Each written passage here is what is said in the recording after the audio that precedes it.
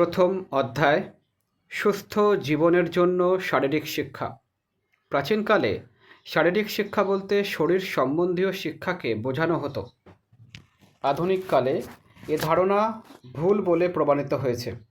শরীর সম্বন্ধীয় শিক্ষা বা শারীরিক কসরতকে শারীরিক শিক্ষা নয়, শরীর চর্চা বলে।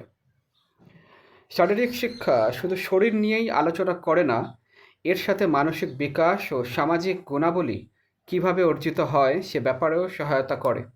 শরীর ভালো না থাকলে মন ভালো থাকে না, কাজে মন বসে না।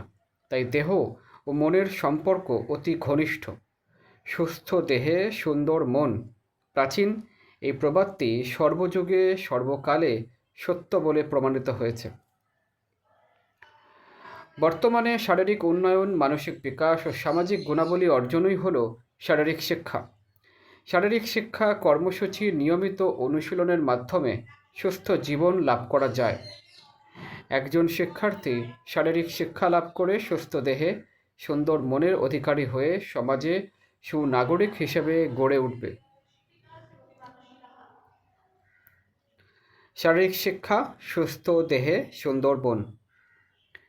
এই অধ্যায় শেষে আমরা শারীরিক শিক্ষার লক্ষ্য ও উদ্দেশ্য ব্যাখ্যা করতে পারব, সুস্থ জীবনের জন্য শারীরিক শিক্ষার প্রয়োজনীয়তা ব্যাখ্যা করতে পারব, বাংলাদেশের শারীরিক শিক্ষার বর্তমান অবস্থা সম্পর্কে বর্ণনা করতে পারব, শারীরিক শিক্ষার কর্মসূচির ধারণা ব্যাখ্যা করতে পারব।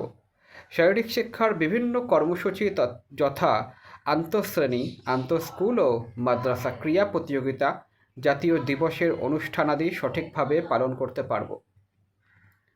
শারীরিক শিক্ষার বিভিন্ন কর্মসূচি পালনের মাধ্যমে সুশৃঙ্খল জীবনযাপনে অভ্যস্ত হব।